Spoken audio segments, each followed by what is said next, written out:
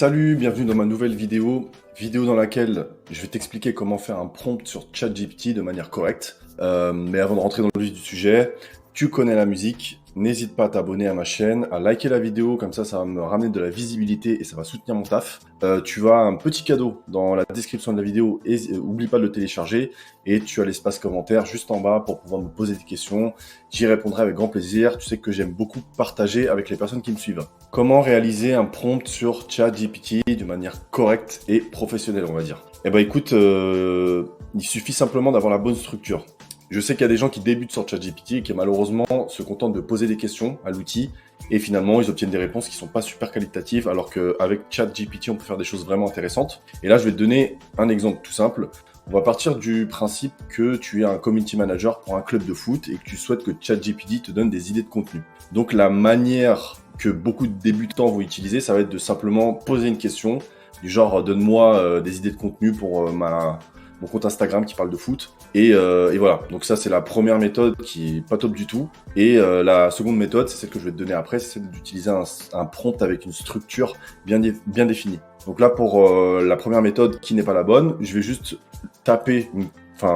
poser une question à ChatGPT en lui demandant de me donner des idées. Et on va voir ce qu'il va nous donner comme résultat et ensuite on va le comparer à l'autre méthode.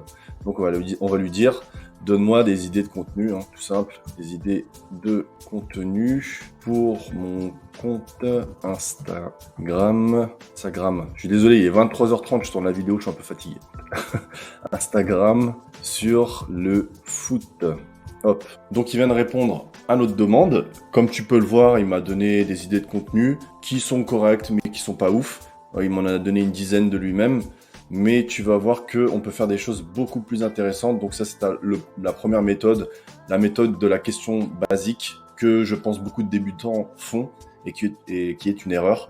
Et là, je vais te donner la deuxième méthode qui est la bonne. Donc ce qu'on va faire, c'est qu'on va utiliser un prompt avec une structure précise et cette structure, tu vas pouvoir la réutiliser dans d'autres contextes. Donc en gros, cette structure, c'est la structure de base pour parler à ChatGPT, tu vois, pour avoir des réponses les plus qualitatives possibles de sa part. Donc là, ce que je fais, c'est que généralement, je mets un reset. Ça veut dire que au tout début, je vais lui dire d'oublier toutes les instructions que je lui ai demandées. C'est pas forcément obligatoire. C'est pour ça que j'ai mis option entre parenthèses. Ça, c'est dans le cas où, par exemple, t'as déjà posé des questions à ChatGPT, comme moi je viens de le faire là dans l'exemple, et que tu souhaites qu'il ignore en fait ce que tu lui as demandé juste avant. Donc je vais lui demander d'oublier pour qu'on reparte de zéro, donc d'une bonne base et qu'il puisse travailler correctement. Donc ça, c'est la première étape. La deuxième, ça va être de lui donner un objectif. Donc moi, je cherche des idées de contenu pour des publications Instagram. Ensuite, on va lui donner un rôle. Et dans cette étape de rôle, n'hésite pas à le saucer, à le motiver en lui disant que c'est le meilleur du monde pour qu'il comprenne bien. Donc moi, je lui dis que tu es un community manager avec 10 ans d'expérience. Tu gères des comptes Instagram spécialisés dans le football, tu es reconnu par tes clients, tes collègues comme le meilleur dans ce domaine, tu maîtrises aussi bien le contenu écrit, vidéo et photographique, l'organisation de campagnes médias type jeux concours, partenariat, live Instagram n'ont pas de secret pour toi. Donc là, je lui dis que c'est le best. Je lui donne le contexte. Donc tu travailles en tant que community manager pour un club de foot qui s'appelle le FC Juvisy. J'ai pris ça au pif, je sais même pas si ça existe. Bref, et tu dois présenter au responsable communication du club un ensemble d'idées de contenu pour une semaine. La tâche, je vais dire précisément ce que je veux. Donne-moi des idées de contenu à présenter au responsable communication. Le but de ces contenus est de développer la visibilité du club sur Instagram. Ensuite, prochaine étape, tu lui donnes des contraintes. Donc première contrainte, tu as un ton fun, mais tu restes professionnel. Tu dois donner 5 idées de contenu par jour de la semaine. Tu dois varier les idées de contenu en termes de visuel, vidéo, images, photos.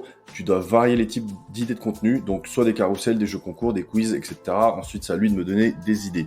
Tu peux aussi lui donner des étapes. Donc étape 1, tu dois faire ça d'abord. Ensuite, étape 2, étape 3, c'est optionnel, c'est pas obligatoire. Moi, je l'ai pas fait là. Et dernière étape, tu lui donnes le format. C'est pareil, c'est optionnel. Mais moi, je vais lui demander de me donner les réponses sous forme de tableau en fonction des jours de la semaine et des différentes idées qu'il aura.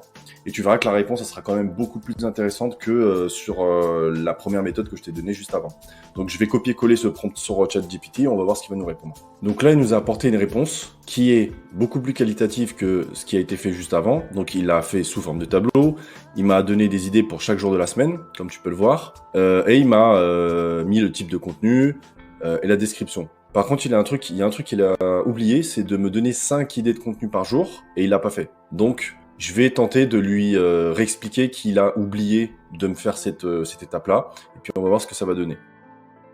Donc là, je lui ai mis un petit coup de pression, tu vois, pour qu'il me donne 5 idées de contenu par jour de la semaine. Finalement, il a refait le tableau avec les 5 idées par jour. Donc, comme tu peux l'observer, il a classé tout ça par jour de la semaine, comme je lui ai demandé, avec des idées différentes et en décrivant l'idée. Donc là, on a mardi, on a mercredi, on a jeudi.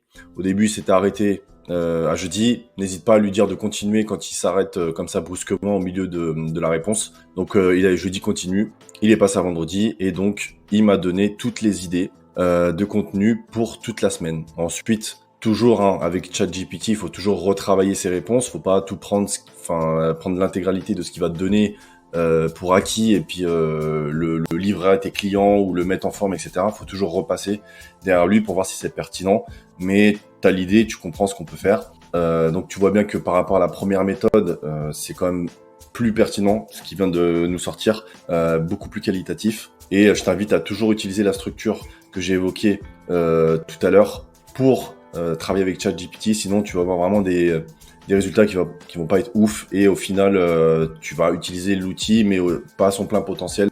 Et c'est quand même assez dommage. Voilà, c'est la fin de cette vidéo. Écoute, je te remercie de l'avoir suivi jusqu'à la fin. Si tu as des questions, n'hésite pas à me poser à me poser tes questions dans l'espace commentaire. Je te rappelle que tu as un cadeau dans la description que tu peux télécharger.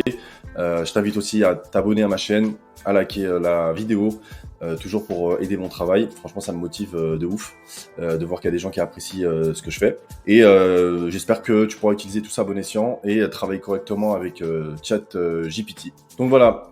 Je te remercie beaucoup et je te dis à la prochaine. Salut!